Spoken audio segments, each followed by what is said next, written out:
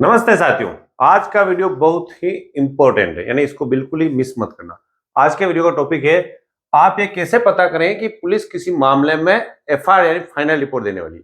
यानी कि आपने कोई मामला दर्ज कराया या कोई एफआईआर दर्ज हुई, उस मामले में पुलिस एफआईआर यानी फाइनल रिपोर्ट यानी कि पुलिस अपने इन्वेस्टिगेशन से उस मामले को झूठा ठहराने वाली है। यानी कि उसमें एक्यूज के पक्ष में पुलिस कार्य कर रही है, यानी कि एक्यूज को बोल देगी कि भाई तुमने कोई अपराध नहीं किया और मामले को एफआईआर पेश करके कोर्ट में पेश कर देगी। तो आप कैसे पता करोगे, यानी कि जब अब कोर्ट में एफआईआर पेश नहीं हुई उससे पहले आप कैसे पता कर लोगे कि वो कौन कौन से संकेत है जो आपको ये बताएंगे कि हमारे मामले को पुलिस झूठा ठहराएगी। अगर आपको पहले ये पता चल जाता है कि आपके मामले को पुलिस झूठा ठहराएगी यानी इसमें एफआईआर देगी, तो आपको बहुत सारी कार्रवाई आप उसमें कर सकते हो। तो सबसे पहले तो अपन ये पता करते हैं कि पुलिस किसी मामले में एफआईआर कब देगी, यानी कोई मामला है एफआईआर कब लगती है। इससे पहले वाले वीडियो में मैंने बताया, जब एफआईआर दर्ज होती है तब उसमें या तो चालान आता है यानी किसी अभियुक्त के विरुद्ध में कोई कार्य होती है, या एफआईआर लगती है यानी मामले को पुलिस बोल देती है तो झूठा है। तो अभी तक कोर्ट में एफआईआर पेश नहीं हुई और आपको पहले से अंदाज लगाना कि कैसे आप पता करोगे, ये इस वीडियो में अपन समझ लें। तो ये कोई जादू नहीं है। हर व्यक्ति जो अपने फील्ड का एक्सपर्ट है ना, एक्सपर्ट जानते हो ना, जैसे कोई टीवी का अच्छा मिस्त्री है, वो टीवी को चालू करते ही देख लेता है कि इसमें तो ये ऐसी खराब होगी, है ना, या इसमें ये चीज खराब होगी। उसकी नजर उस टीवी पे आने वाले पट्टे पर या उसकी आवाज से उसको पता चल जाता है ना। या कोई मोटरसाइकिल का मिस्त्री है तो उस मोटरसाइकिल की आवाज से ही उसको पता चल जाता है कि इसमें गियर खराब है, इसकी चेन खराब है। उसने खोल के थोड़ी देखा। तो एक एडवोकेट को भी वो कौन से संकेत है जिसको देखने के बाद उसको पता चल जाता है कि इसमें पुलिस एफआईआर देगी या इन मुलजिमों का नाम काट देगी। तो ये विद्या आपको सीखनी जरूरी है, क्योंकि ऐसा तो लाइफ टाइम होने वाला है। और अगर आप पूरा अनुमान लगाने लग गए और आपका अनुमान सटीक बैठा तो क्लाइंट की आपके वहां लगेगी लाइन कि यार वकील साहब का दिमाग बहुत तेज। दिमाग क्या, कुछ ट्रिक है जो इस वीडियो में बात करेंगे। ऐसे ऐसे होशियार लोग हैं, देखो हमारे इधर खाना बनाने वाले अच्छे लोग हैं जो विदेश में भी खाना बनाते हैं, वो इतने तेज उनका दिमाग है कि खुशबू से पता लगा देते हैं कि इसमें नमक कम है कि मिर्ची कम है, गलत कम है। अरे यार, आप मानो ना मानो पर ऐसा होता है और मैंने देखा हुआ है। तो अपन भी पता लगाते हैं, चलो पुलिस कैसे किसी मामले में एफआईआर दे दी। तो इसके जो तरीके हैं अपन इसको तीन चार भागों में देखते हैं कौन कौन से तरीके हैं। एक तो जो एफआईआर है उसको पढ़ने के बाद अंदाजा लगा देंगे। कैसे लगाएंगे इस पर बात करेंगे। यानी कि एफआईआर पढ़ने के बाद एक एडवोकेट ये अंदाज लगा सकता है कि पुलिस इसमें एफआईआर देगी या चालान लाएगी। ठीक है, एक तरीका देखिए जी। दूसरा,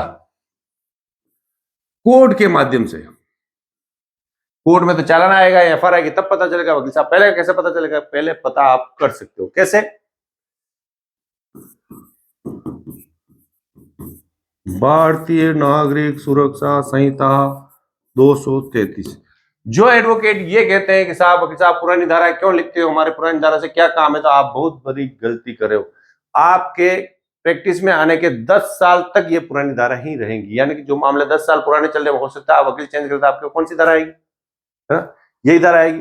आप डिस्ट्रिक्ट कोर्ट में अगर प्रैक्टिस करोगे तो जो अधीनस्थ न्यायालय से जो मुकदमे निपटेंगे वो 8-10 साल बाद वहां पहुंचेंगे, वहां पुरानी धाराएं आएंगी। इसलिए आपको दोनों धाराओं का पता होना चाहिए। एक तो सीआरपीसी की धारा 210 और भारतीय नागरिक सुरक्षा की धारा 233। इसका प्रार्थना पत्र लगाकर कैसे लगाते, क्या लगाते, बात करेंगे पुलिस की भी। दो तरीका दूसरा हो गया। तीसरा, पुलिस से ही पूछता कर लेंगे। वकील है इतना तो पता लगा ही लेंगे बातचीत से। चौथा, जो सबसे महत्वपूर्ण है, ऑनलाइन। अच्छा, ऑनलाइन भी पता चल जाता है? यस। कैसे कि पुलिस इसमें और कैसे चलता है, कब चलता है, ये भी बताएंगे, है ना। ये 4 तरीके हैं। अब देखो, ये जो मैं ये जो 4 तरीके लिखे ना, जब मैंने लिखे थे उससे पहले मुझे भी पता नहीं था। यानी कि जो मैं सोचता हूं वही डायरेक्ट मैं लिखता हूं। ऐसा नहीं है कि मैं कुछ बुक में पढ़ के आ गया, आपको बताया जो मेरा अनुभव होता था। यानी मैंने कहा था ना कितने 4 तरीके होंगे, 3 होंगे, देखते हैं लिखते हैं कैसे, ये बोला था मैंने वर्ड। तो जो जो आता है इसका मतलब ये है कि आपको ये चीजें कहीं बुक में मिलने वाली नहीं है, इसलिए वीडियो का अवश्य पूरा देखें। एफआईआर पढ़ने के बाद कैसे लगाओगे बात सर, इस पर बात करते हैं। एफआईआर पढ़ने के बाद आपके पास कोई व्यक्ति एफआईआर लेके आया कि वकील साहब इसमें पुलिस लंबे समय से कार्रवाई नहीं कर रही है, क्या हो रहा है। तो आपको अगर उस एफआईआर में कोई लेन देन का मामला है, साफ साफ लेन देन का मामला, कोई धोखाधड़ी का मामला नहीं है। धोखाधड़ी और लेन देन दोनों अलग अलग हैं, है ना। लेन देन का मामला है तो समझ लो कि एफआईआर आएगी। एफआईआर पढ़ने के बाद आपको लगता है तो कैसे लगेगा, इस पर भी अपन एक एक एफआईआर पढ़ के सुनेंगे। और प्रथम दृष्टया आप ध्यान लगाओ, एफआईआर पढ़ने के बाद आपको लगता है कि मामला केवल लेन देन का है तो एफआईआर लगेगी, है ना। एफआईआर पढ़ने के बाद बोल दिया यह मामला ऐसा है कि किसी संपत्ति की रजिस्ट्री कराने का है, सामने वाले ने पैसे दिया, उसको रजिस्ट्री नहीं करा रहा, ये इस मामले में अगर उसने रिपोर्ट दी एफआईआर। आपने पैसा दिया, सामने वाले ने आपके एग्रीमेंट लिख दिया और दूसरे को रजिस्ट्री करा दी तो धोखाधड़ी का मामला होता है। यानी केवल रजिस्ट्री का मामला है और कुछ नहीं है तो भी इसमें एफआईआर आएगी। या तो लेन देन मामले में या रजिस्ट्री नहीं करा रहे, या कोई मामला जो सिविल नेचर का है। सिविल नेचर का मामला कौन सा, ये बहुत बड़ा टॉपिक है। यानी कि जो एफआईआर में चीजें लिखी हुई है उसकी रेमेडी सिविल कोर्ट से प्राप्त की जा सकती है। जैसे कोई रास्ते का मामला है ना, जैसे कि रास्ते का मामला हो गया, जैसे कोई प्रोमिसरी बुक है उस पर कोई बड़ी लेन देन है उसका मामला है, छोटी लेन देन का मामला है ना। या जैसे कि कोई किसी की पत्नी नहीं आ रही हो, क्या मेरी पत्नी नहीं आ रही है तो उसका मामला हो गया ना, तो उन सब मामलों में एफआईआर ही आने वाली। यानी आपको एफआईआर पढ़ने के बाद मोटा मोटा ये तय कर लेना चाहिए कि इस मामले में एफआईआर आने के, फाइनल रिपोर्ट आने के गुंजाइश ज्यादा है। हालांकि ये 50% ही काम करता है, पुलिस वाले इसमें कुछ का कुछ कर देते हैं, मगर मोटा मोटा आप तैयार कह दोगे कि यार पता करना पड़ेगा, चालान है इसकी गारंटी नहीं। तो कौन से मामले ऐसे हैं जिनमें एफआईआर दर्ज होने के बाद चालान ही आएगा, ये भी आपको बताना चाहिए ना। हालांकि आज का टॉपिक नहीं, फिर भी अपन बात कर लेते हैं। एक तो जिसमें किसी के लगी हुई मेडिकल रिपोर्ट है, मेडिकल रिपोर्ट अगर बनी है तो मान लो कि ये आएगा ही आएगा, ठीक है। दूसरा, पूर्ण रूप से उसमें पढ़ने के बाद आपको लगता है कि धोखाधड़ी हुई है तो भी आएगा। तीसरा, वह मामले जो सिविल नहीं है, सीधी सी बात है, उसका जस्ट उल्टा, उसमें चालान आएगा, ये आपको बताना चाहिए। तो अपन ने फर्स्ट टॉपिक पर ये बात कर ली है ना। अब बात करते हैं अपन कोर्ट से, 210 303। चलो भाई कोर्ट से बात करते हैं। यानी कि 233 तो भारतीय नागरिक सुरक्षा संहिता और सीआरपीसी की धारा 210 है ना। मैंने अपने वीडियो में बोला था कि मैं धाराओं को कम बोलूंगा, है ना, फिर भी देखो आपके लिए बोलना पड़ता है। धाराओं में घूमते रहोगे तो धारा ही हो जाएगी, दिमाग लगाकर नए क्लाइंट पर जोर लगाना है और काम को अच्छा से सीखना है। आपको सब धाराएं आती है, आपको अच्छा सा काम करना आता है, मगर क्लाइंट पर ध्यान नहीं लगाओगे तो मामला डेल हो जाएगा। इसमें क्या होता है कि कोई भी थाने में एफआईआर आपने दर्ज करे या आपने कोर्ट से कोई इस्तेगासा है, इस्तेगासा दिया, यानी 156(3) में, ठीक है, 173(3) में, है ना, भारतीय नागरिक सुरक्षा संहिता में, इसमें सीआरपीसी आपने कोई एफआईआर दर्ज कराई हो गई और इस्तेगासा दर्ज किया, भले इस्तेगासा से एफआईआर कटी और नहीं कटी, मगर इसमें थाने में जो रिपोर्ट दी है उस पर यह चीज कार्रवाई नहीं करेगी। ध्यान रखना, थाने वाले ने एफआईआर ही नहीं काटी, कोर्ट से इस्तेगासा नहीं गया तो कोर्ट कैसे जांच करेगी। तो ये दोनों अगर मामले हैं, आपने कोर्ट से इस्तेगासा करा और पता ही नहीं चल रहा है, पुलिस वाले क्या कर रहे हैं, एफआईआर दे रहे हैं, चालान दे रहे हैं, पता ही चल रहा है, तो आपको क्या करना, धारा 210 है ना या 333, इनमें पुराना जुलाई के बाद का मामला है तो ये लगाए, जुलाई से पहले ये लगाए। यानी कि 233 की प्रार्थना पत्र पेश करना है जिसमें आपको प्रोग्रेस रिपोर्ट मांगनी है। ये रिपोर्ट कैसे लिखते हैं, इसमें क्या लिखते हैं, क्या करना है, इस पर एक छोटा सा वीडियो बना दूंगा मैं 10-15 मिनट का, इसलिए इस पर ज्यादा पर चर्चा नहीं करते, वीडियो लंबे बन जाते, फिर आप बोलते वकील साहब बहुत बड़े वीडियो बन रहे हैं ना, तो बड़े नहीं बनाएंगे, छोटे बनाएंगे। तो प्रोग्रेस रिपोर्ट का प्रार्थना पत्र लगाया, उस प्रोग्रेस रिपोर्ट के प्रार्थना पत्र से क्या होता है, जिस दिन आपने प्रार्थना पत्र लगाया सेकंड पेशी उसकी जांच की मिलेगी और फिर थर्ड पेशी में थाने से रिपोर्ट मंगाएंगे। तो जो थाने से रिपोर्ट आती है उसको आप पढ़ना कि क्या चल रहा है। तो जो पुलिस वाला लिखेगा कि भाई इसमें हम ये इन्वेस्टिगेशन कर रहे हैं, इसमें ये कर रहे हैं, कोई झूठा है सच्चा है कि चल रहा, तो जो थाने वाले जो क्या कार्रवाई कर रहे हैं और जो लिखेंगे उनके लिखने का जो व्यू है या जो उनको लैंग्वेज जो लिखी है उस लैंग्वेज को पढ़ने के बाद आप आराम से पता लगा लोगे कि इसमें एफआईआर आने वाली है, इसमें चालान आने वाला है। अच्छा, एफआईआर आने वाली, चालान आने वाला, तो पता करने से क्या होगा, लड्डू मिलेगा? नहीं मिलेगा। तो फिर क्यों पता करें, क्योंकि अगर आपको पहले पता चल गया कि एफआईआर आने वाली तो आप इन्वेस्टिगेशन चेंज करा सकते हो, है ना, या उस थाने से दूसरे थाने में फाइल भेज सकते हो, या आपको पता चल गया कि इन्वेस्टिगेशन अधिकारी सही काम नहीं कर रहा तो उसके आप विरुद्ध कार्रवाई कर सकते हो, उस एसपी साहब के सामने पेश करते हो, आईजी साहब के सामने पेश करते हो, या कोई मामला जिसमें पुलिस वाला एफआईआर देने को उतारू है तो कैसे उसके एफआईआर को उस पर प्रेशर डालकर आप उसको चालान में तब्दील कर सकते हो, इस पर भी वीडियो आएगा। मैंने बोला था एफआईआर पे 20 वीडियो आएंगे, उसमें सारे बताऊंगा। पुलिस वाला आप गवाह ले जा रहे हो, पुलिस वाला लेने को तैयार नहीं, आपको डॉक्यूमेंट पेश करो, पुलिस वाला डॉक्यूमेंट को लेने को तैयार नहीं, तो उस अधिकारी को वो डॉक्यूमेंट और गवाह आप जरिए कोर्ट से या बड़े अधिकारी से कैसे उसके पास पहुंचा सकते हो और कैसे उसको कोर्ट में बुला सकते हो, या कैसे बड़े अधिकारी के पास बुलाकर उस पूरे मामले की गणित पलट सकते हो, ये भी अपन एफआईआर के वीडियो में सीखेंगे। इसलिए वीडियो को पूरा देखें, हर बार आप देखें। अगर आपको सीखना है तो नहीं सीखना है तो आपके लिए रील इंतजार कर रही है ना। तो प्रोग्रेस रिपोर्ट में जो रिपोर्ट आएगी उसको पढ़ने के बाद आपको पता चल जाएगा इसमें एफआईआर आने वाली है या नहीं। फिर अपन बात करते हैं, देखो 2 तरीके हो गए, अब कौन सा रहा, पुलिस वाला। अरे भैया पुलिस क्या बोले, वकील साहब क्या बात कर रहे हो आप, है ना।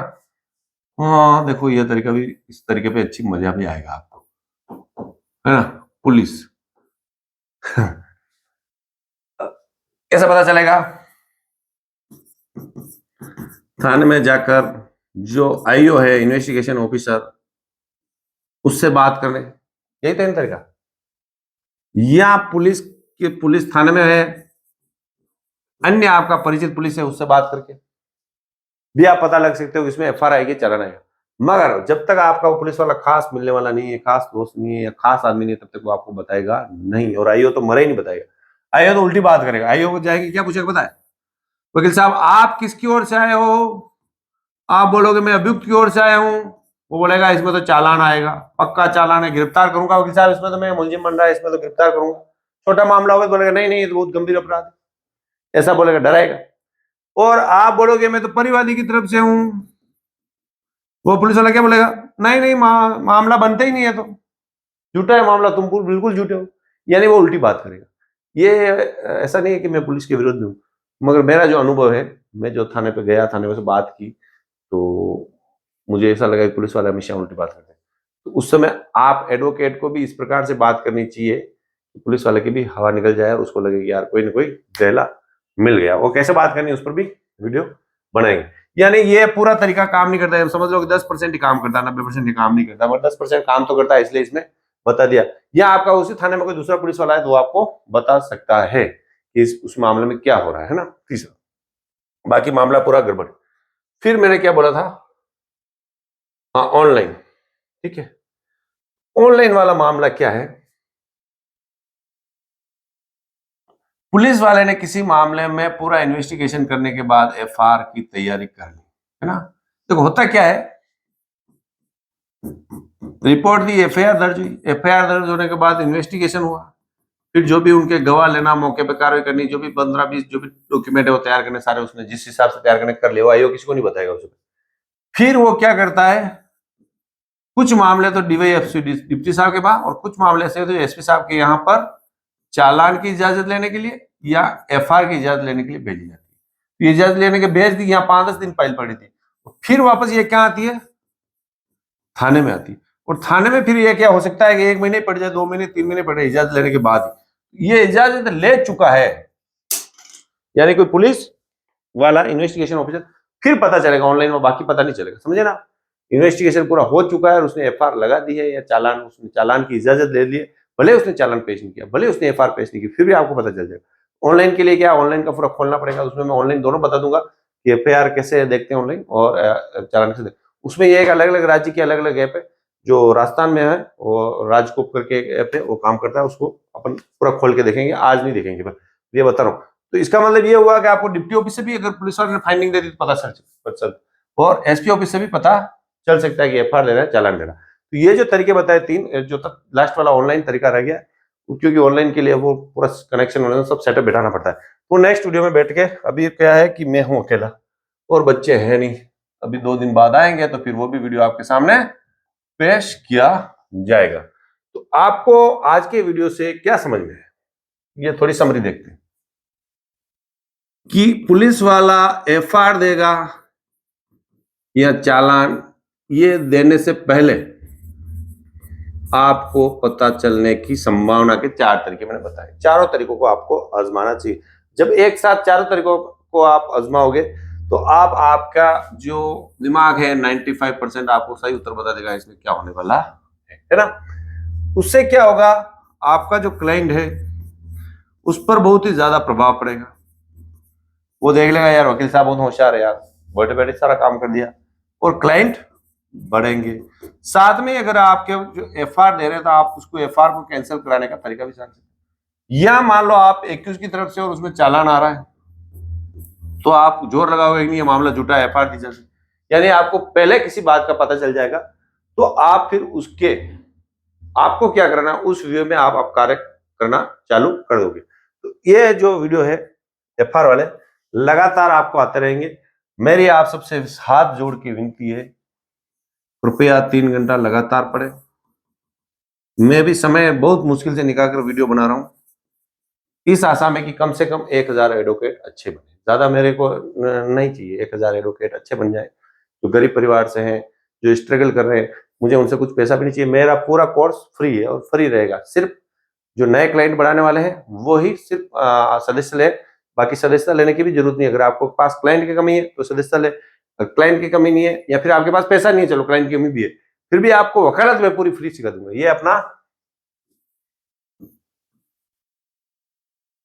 वाला, यानी एक बार में पूरा कोर्स फ्री आपको सिविल, रेवेन्यू, फौजदारी, सारी एप्लीकेशन, सारे पीडीएफ उपलब्ध कराना, यानी कि जो जितना मेरे से संभव होगा उतना कर दूंगा। हाँ, कभी कभी जैसे 50-100 रुपए में ले लेता हूँ तो क्या है, मेरे पास एक लड़का रख रखा है, उसका खर्चे के लिए, मोबाइल के खर्चे के लिए, छोटे मोटे खर्चे के लिए जो होता है, कभी आपको जो मैं कह देता हूँ इस पीडीएफ के 50 रुपए 100 रुपए दो, तो वो मेन कारण वही है, बाकी और ज्यादा कुछ कारण नहीं। यानी कोर्स मुझे नहीं बेचना है। तो वीडियो पसंद आए तो लाइक करें, चैनल को सब्सक्राइब करें। Thank you.